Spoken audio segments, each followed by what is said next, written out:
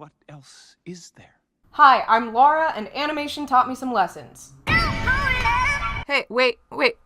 What? I thought we weren't gonna do this bit. I thought we were doing it. Okay, guess we're doing it!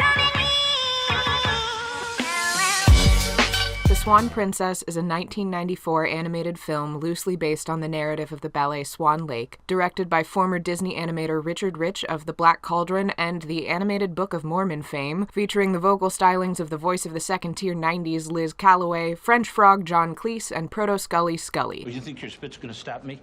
Brother, you don't know me at all. This sucker was on heavy rotation in the Crone household, and I think my sister and I probably owe the Upper Arlington Public Library a personal apology for destroying their VHS copies of not only this movie, but the two of its direct-to-home video sequels available to our 90s childhood before the franchise was restarted with a series of 3D animated DVDs in 2012. And honestly, retroactively, screw you, Richard Rich, for withholding a Swan Princess Christmas special from my childhood. But as it happens, I've actually revisited this one multiple times in my adult life thanks to Lex de Azeveto's music giving a tune to Dave Chappelle's lyrics and successfully songifying the second and third This isn't my idea of fun. most frequent phrases that I find myself naturally uttering and then nostalgically singing in everyday life behind this one. Who do you think you're fooling? Yeah, right, sure. Oh, Muppets. And right off the bat, man oh man does this opening number hold up. Even if you're not thinking about a feminist lens, starting off your love story with a montage of the couple in question's lifelong history is just smart storytelling. And this princess, holy crap, this princess right from minute one. She tries to be polite, but when Derek is a giant dickhead about her cooties, she's 100% ready to fight him and absolutely beats the living daylights out of him in the background, even as her dear old dad is already arranging her marriage. Screw the medieval gender roles, she tries out the tunic and hose look for a bit, and when the boys try to ditch her, she knocks their treehouse down with them inside it. She's kind of a flirt, she's a smug winner, she's totally nailing the public image part of being royal, and even though Derek only admits that she tries to talk him into her imaginative games, she's clearly got him very involved. And then there's this. Can we get into this for a second? She nails this shot from a considerable distance, and she does it in such a way that nobody would suspect her. And this is clearly revenge for when Bromley, not even this guy, slingshotted tomatoes at her at least a full year ago. This is only half of the musical number, and we already know that Odette is a damn good fighter with excellent people skills who can read a room flawlessly, refuses to be left behind from the fun stuff because of her gender, and has a seriously vindictive streak to the point where she doesn't seem to care if she gets hurt in her revenge efforts. Even as a relative adult, she has to be physically dragged out of her carriage when she's brought to meet Derek. In short, girlfriend got personality. But when puberty and societal pressure hit her would-be boyfriend, all he can come up with to compliment her is this. You're beautiful. Thank you. But what else? What else is there? And honestly, the fact that this isn't a fully viral reaction gif is a failure on the part of mid to young millennial women everywhere, and I will take full responsibility for my part in that oversight. But here comes lesson number one that this movie taught me, and it's a big positive one. Not only did this movie take its place as one of many pieces of media that's taught me that a boy who only likes me for my looks is not worthy of my time no matter who's pressuring me to get with him, it taught me that my decision about whether or not to accept a romantic overture is the be-all and the end-all of that relationship's potential. I mean, nobody questions that Odette is 100% in the right here. Derek's mother is immediately facepalming about as hard as it's possible to facepalm that she's raised an idiot. His surrogate father figure doesn't even give him a chance to defend himself before telling him what a bad move that was. You should write a book. How to offend women in 5 syllables or less. Even Derek himself knows he done goofed. It was dumb, I know. The only person here who takes even half a shot at telling Odette that she's wrong is her father, and even he waits until they have a contemplative moment alone. What else did you want him to say? He's cut off from launching into a full interrogation by Rothbart's quest for power and whatever, but the tone set up thus far makes it easy to assume that simply hearing that Odette had a totally reasonable set of expectations for Derek's response was all he needed. So we're like 20 minutes into this movie, and it's looking pretty freaking good so far. But that means we've still got 65 or so minutes of lessons to unpack, so let's keep it moving along. Because while I definitely learned an empowering lesson from this inciting moment, what follows leaves some things to be desired. Odette is captured by by the evil Rothbart, who puts her under a spell that turns her into a swan. She can become human again in the moonlight, but only if she's on the lake. The only way to break the spell is for her would-be boyfriend to make a vow of everlasting love. And prove it to the world. And despite the fact that she literally just turned down his marriage proposal for his complete failure to do precisely that thing, What else is there?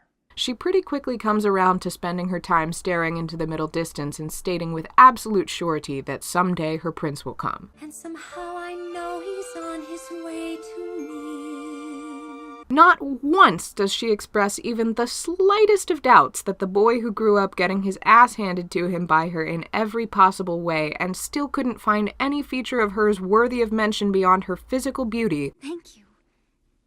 But what else? What else? Will be able to make and prove a vow of everlasting love strong enough to do literal magic. So what I also learned here is that even if the man I love is a complete idiot, I shouldn't worry because he'll come around. Because Derek does come around eventually. I love you. Your kindness and courage. I always have. I mean, meh, but yeah, we're on the right track. But first, he makes that magical vow to the wrong Odette, without so much as a, hey, you seem a little off, is everything okay? Or, wow, that's a new style for you. Derek proclaims his everlasting love to Rothbart's assistant in magical disguise. And this is never, ever addressed. Granted, momentary priorities shift away from talk therapy a little because thanks to a rule of the curse that wasn't disclosed until it was convenient, hey, it's a kid's movie, and not even one made by Disney. Derek's misplaced oath means that Odette dies unless Derek can kill Rothbart. But this just brings what should be the major conflict of Derek and Odette's relationship, that she thinks he only cares about her looks, all the more to the forefront because she just very nearly died because he assumed a girl who looked like her, and not even all that much like her if we believe the supporting cast, Who is it? I promise I've never seen her before. must necessarily be her. He has just proven beyond a shadow of a doubt that her beauty is all she is to him to such an extent that it should have killed her, and this line is supposed to undo that damage? I love you. Your kindness and courage. I always have. So yeah, I guess this movie taught me that that kind of major crack in the bedrock of a relationship is one that doesn't even merit discussion before saying screw it and marrying the guy anyway. And moreover, this movie taught me that if the biggest conflict in my relationship shows up repeatedly, I should only worry about it if it gets me killed on a technicality. Okay, that was necessarily harsh. Let's do a positive one, yeah? This movie taught me that a kingdom can be ruled by a woman and that moms don't have to die. In case you're not up to speed on this one, here's a very quick lessons animation taught us. Magical princesses don't have mothers. Alright, back to the sort of kind of not really exception that proves the rule. To be fair, Odette's mother isn't in the picture. Although since her death is never really alluded to, it is technically just as possible that Dad formed a whole new state religion so that he'd be allowed to get a divorce and that was just rejected as a kid-friendly storyline. But since Derek's father is also never mentioned, the story as a whole starts with an even one mother and one father. And this time, the one who dies is the father. The mother of this story survives not only the setup, but the entire movie, and moreover, she is unquestionably the queen without a king. And that's pretty cool, considering the number of other stories out there telling girls that princesses need princes in order to wield political power. The law says you must be married to a prince. But Queen Uberta also taught me that women's emotions are transparently manipulative, but in a way that works, so... Please, Mother, don't do the lip thing. If I leave now, maybe I can be back in time. This movie taught me that I can rescue my friends! And it taught me that I can be a driving force behind my own rescuing, even when I've been put in a situation that explicitly demands that I be rescued by my boyfriend. But it also taught me that I can't get that ball rolling without the inciting wisdom of a complete stranger. I mean, remind me again why this chick, I said this chick, has been hanging out and singing wistful ballads instead of finding a way to get her prince off his ass until a badass bird literally falls out of the sky to help her. And hey, let's talk about grand romantic gestures, because they form a major component of this movie's thematic backbone. Derek's reaction to not being able to explain his love for Odette. She's like, you know, how about... And then... I mean, right? is to say that he'll show it to her. In order to break Odette's spell, he needs not only to Make a vow of everlasting love. I know. but Prove it to the world. And then we've got this guy. Jean-Bob, aka John Cleese, a frog convinced he's a prince under a spell who needs a kiss from Odette to retake his human form and therefore spends his time pulling ridiculous stunts to win one quick lip lock. I don't want these flowers. I must have those. When she learns that I have risked my life for them, the kissing will not stop. So this movie started out by teaching me that romantic gestures don't mean anything if I don't return the feeling. You're being sneaky again, Jean-Bob. What's sneaky? You deserve a nice bouquet. And that's kind of huge. It doesn't matter if he risks his life to bring me pretty flowers. I don't have to kiss him if I don't want to. Or okay, if I'm under a curse that means I can only kiss my one true love, I guess. Another previously unmentioned detail. I can only kiss the man I love.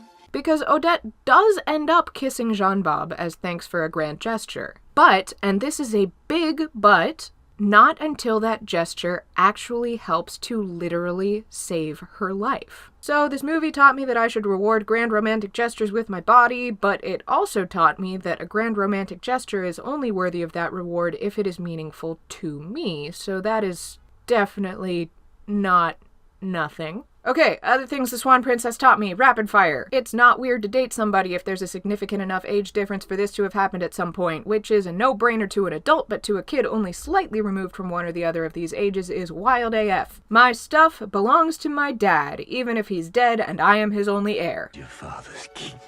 Your father's kingdom. My father's kingdom. People eat frog legs! If anything happens to her, I'll have your back legs fried in butter. Actually, I think I just figured this was a weirdly specific quip until I saw the Muppet movie, so we'll call it a combined effort. Female swans do not magically have long eyelashes or bows on their heads or any other kind of cartoon feminizing. The word rubato. Rubato.